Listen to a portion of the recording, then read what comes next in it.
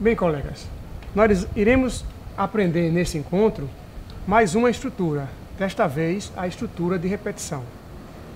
Iremos aprender 3 tipos de estrutura e quando utilizar cada uma delas. A primeira estrutura que nós vamos aprender é a estrutura de repetição. A primeira estrutura que iremos aprender é a estrutura de repetição, onde o bloco de comando a ser repetido, ele vai acontecer pelo menos uma vez, ou seja, é pelo menos uma repetição obrigatória. Essa repetição é utilizada muito para a gente testar erro. A gente vai dar a entrada de um dado e quer verificar se ele está correto ou não, está dentro do que a gente espera. Então, tem que haver pelo menos a primeira entrada de dados para que eu possa testar. No exemplo que nós vimos em tela, eu tenho a entrada de uma nota que está na estrutura de repetição, que começa com repita e termina com até. No final dessa estrutura, existe uma expressão lógica que testa nota 1 menor ou igual que 10. Então, o que é que vai acontecer? Esses 2 comandos que estão aí, eles estão dentro da estrutura de repetição. Quando a execução vem, que passa no comando repita, ele sabe, opa, começou uma repetição. O que é que eu vou repetir? Aí ele começa a executar.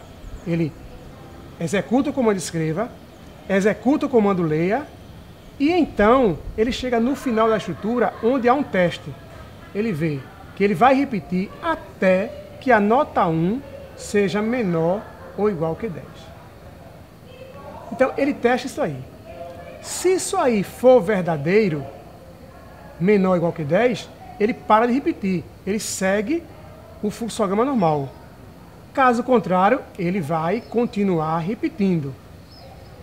Então, ele repete. Se eu colocar 12, por exemplo, ele não deixa passar, ele volta, o fluxo do programa volta para o comando repita, aí escreve de novo, digita a nota 1 e espera que a pessoa repita a entrada.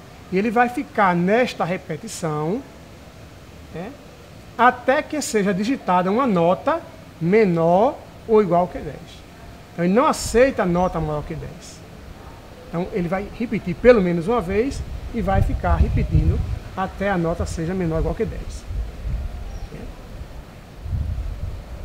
Para que a gente possa ampliar os conhecimentos sobre a estrutura de repetição, vejamos o conceito de contador. Eu tenho aí uma estrutura repita, que vai do comando repita até o comando até. E antes do comando repita, eu tenho uma variável chamada de masculino, onde eu estou atribuindo o valor 0, um dado constante 0. Ou seja, eu estou inicializando o conteúdo de uma variável com 0. E aí eu começo a estrutura de repetição. Digite o sexo. E aí o comando leia sexo. Aí tem uma estrutura de decisão que nós aprendemos na competência anterior. Se sexo for igual a M, então aí ele tem uma estrutura onde diz masculino, atribuição, masculino mais 1. Essa estrutura ela é conhecida como contador. O que é que acontece quando esta linha é executada? Toda vez que ele passa por essa linha, ele testou se o sexo é masculino. É masculino. A variável masculino, ela é incrementada de 1. Veja aí, ó, masculino recebe masculino mais 1. Qual foi o valor inicial do masculino? Nós não inicializamos ela com 0? Então, encontrou uma pessoa do sexo masculino. Aí eu tenho que a atribuição vai ser 0 mais 1.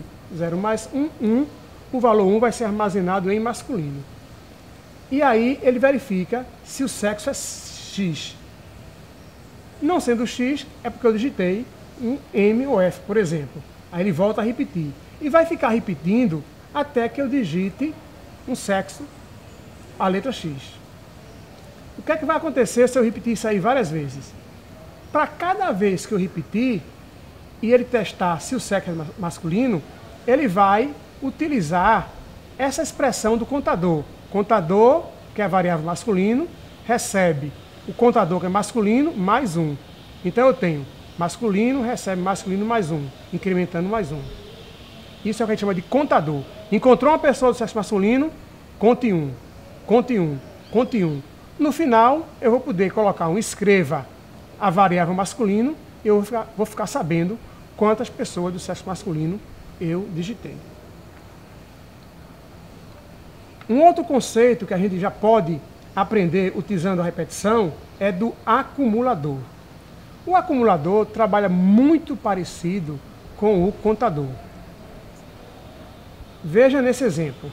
Eu tenho uma variável total sendo inicializada com 0 e tenho uma estrutura de repetição que vai pedir o preço. Vamos supor que seja o preço de uma mercadoria. E toda vez que ele passar por essa estrutura, ele vai total, atribuição, total mais preço. A diferença do acumulador para o contador é que o contador sempre está incrementando um valor constante. Era 1, ou pode ser 2, um valor constante. Já o acumulador é uma variável. Veja aí que total está sendo atribuído a total mais preço, que é uma variável. Então, o que é que vai acontecer? O usuário vai ficar digitando vários preços. E para cada preço digitado, ele vai acumulando esse preço à variável total. Até que o usuário não queira mais digitar nenhum preço e coloca o preço igual a 0, que é o fechamento da estrutura de repetição, até preço ser igual a 0. Quando o preço for igual a 0, ele para de pedir preço, para de acumular, e eu posso, por exemplo, mandar escrever a variável total, e ele vai dar o quanto acumulou de preço neste algoritmo. Outra estrutura de repetição muito importante que nós vamos estudar, a estrutura onde a repetição é opcional, ou seja, eu não sou obrigado a repetir nenhuma vez. Os comandos estão lá, o bloco de comandos está lá, mas alguma condição vai ser testada e o computador vai tomar decisão com base nessa condição se vai repetir ou não. Vamos para a seguinte situação. Eu quero receber a idade dos meus filhos, que é para saber o total das idades dos meus filhos. Se eu não tiver nenhum filho, eu não preciso receber nenhuma idade. Então, nesse algoritmo nós temos, inicialmente, a variável contador sendo inicializada com 0, e antes que ele comece a repetir, eu dou a entrada à quantidade de filhos. Tenho lá, leia quanto filhos, a quantidade de filhos. Agora eu tenho uma estrutura de repetição, que é a estrutura enquanto. Note que nessa estrutura, o teste é realizado no início, ao contrário da estrutura anterior, onde o teste era depois. Então, antes de começar a repetir, ele vai decidir. Né? Contador é menor que a quantidade de filhos, então vamos supor, o contador está com 0. Né? Quantidade de filhos eu disse que era 0. Então, 0 é menor que 0? Não. Então, ele não vai entrar nessa estrutura de repetição, não vai repetir. Vai para o fim enquanto e vai seguir o algoritmo normalmente. Mas vamos supor que eu disse que tinha 3 filhos. O contador foi inicializado com 0 e a quantidade de filhos eu coloquei 3. Aí ele vai comparar. Contador 0 é menor que a quantidade de filhos 3. Verdadeiro, né? Porque 0 é menor que 3. Aí ele vai incrementar em contador. Contador que era 0 vai ser 0 mais 1, vai ser 1. E vai escrever assim, ó, idade do contador. O contador está com 1. Então, idade do primeiro filho. Aí recebe, né, lê a idade do primeiro filho. E depois tem acumulador, recebe acumulador mais idade. Então, entendendo que o acumulador foi inicializado também com 0, então nós temos acumulador, que é 0, mais a idade do primeiro aluno, ou seja, a idade do primeiro filho que eu digitei. Aí ele vai acumular essa idade. Quando chega no fim enquanto, ele volta para o enquanto e compara. Contador, que é 1, é menor que a quantidade de filho, que é 3? É. Aí ele soma 1 a contador, quando vai para 2, e escreve idade do segundo filho. Eu digito a idade do segundo filho, ele pega essa idade e adiciona o acumulador, que já está com a idade do primeiro filho, guarda esse acúmulo no acumulador, fim enquanto, retorna para o enquanto novamente. E compara. Contador, que agora está com 2, é menor que a quantidade de filho, que é 3, verdadeiro.